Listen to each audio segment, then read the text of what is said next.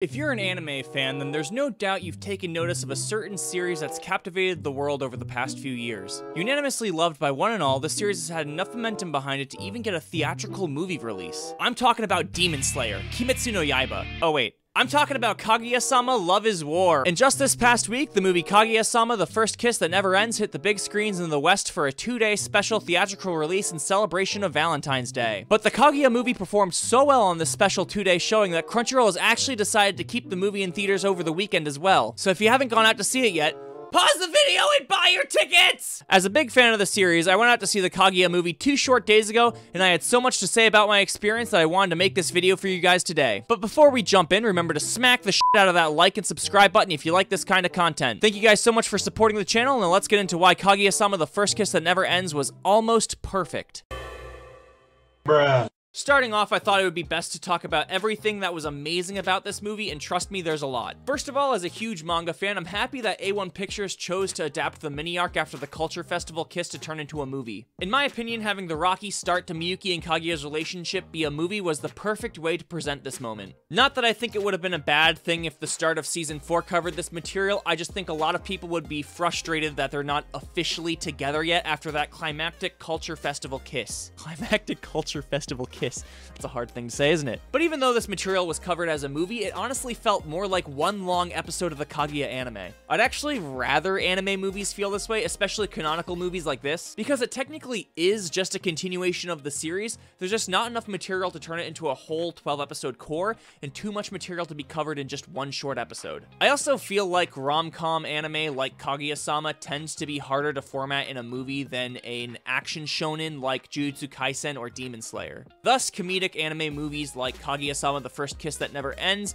and the Konosuba movie tends to feel more like just another episode of the anime. Once again, that's totally not a bad thing. I actually count that as a positive aspect about the movie. But even though it felt like another episode of the anime, it still had these grandiose moments that allowed it to shine more so than the anime itself. This movie had some of the funniest gags in the series, like Ishigami and Miko immediately fighting after an almost wholesome moment, Miko walking in on Miyuki and Kaguya being weird in the student council room again, that one freak of a doctor, and much more. The movie also had those heavy and dramatic moments that are part of what makes Kaguya-sama Love is War such a legendary rom-com series in the first place. I'm talking scenes like I Can't Hear the Fireworks or Ishigami coming to terms with his past, stuff like that. But what made these scenes in the movie stand above those heavy and dramatic scenes in the anime was that we're finally witnessing the culmination of the entire series thus far. We are quite literally witnessing the tragic backstories that explain why these characters have acted the way they have towards each other since the beginning of the series. And for so long, we just saw it as these two silly,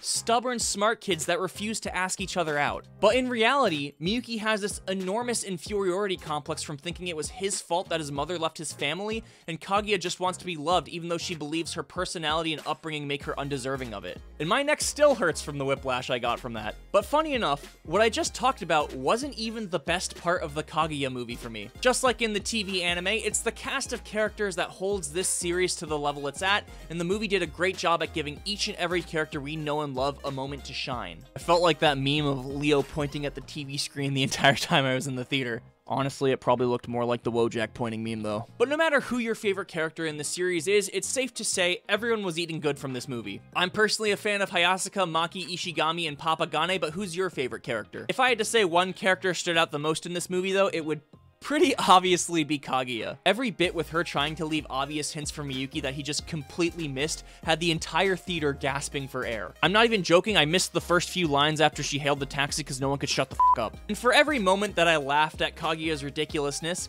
there's a moment where I had to force back some manly tears from her depressing scenes. This movie was essentially a showcase of how amazing of a character Kaguya is. It's almost like they could name the series after her. Now, like the title of this video implies, Kaguya-sama The First Kiss That Never Ends was almost perfect. So even though I want to spend this whole time talking about what was so great about this movie, there are a few things that might have fallen a bit short for some people. The first thing I wanted to talk about was the Tsubame party. I'm personally fine with the fact that this was excluded from the movie, and I can explain why in a moment, but it seems like there's quite a few die-hard Kaguya manga fans that were disappointed by the exclusion of this. The thing is though, if the Tsubame party was included in the movie, then there wouldn't be enough time to do both Christmas POVs justice. And without spoiling anything for the anime-only people people that are watching this, Ishigami's Christmas experience is actually a pretty big moment for the series. If the Tsubame Christmas party was included in this movie, then I feel like it would have taken away from the impact of both what happens at the party and what Miyuki and Kaguya went through. It's like too many cooks in the kitchen.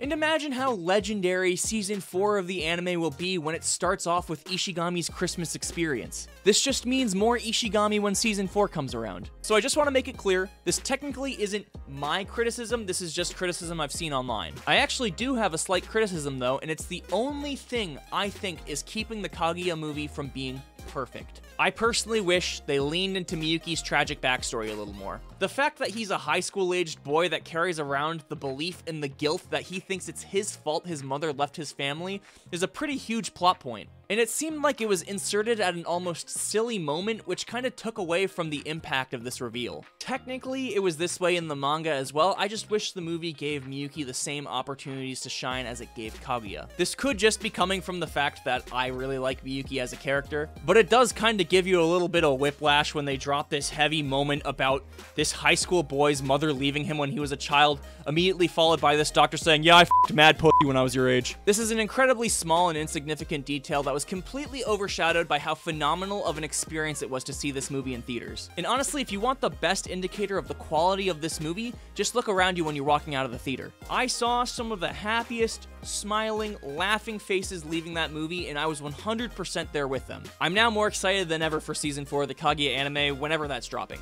And for all of the anime-only people watching this who are wondering how much of the anime is there even left to adapt now that Miyuki and Kaguya are together, we're about halfway through the manga right now. Alrighty, remember to like and subscribe and stick around on my channel because my manga collection tour video drops tomorrow, and I'll see you later. Bye-bye now.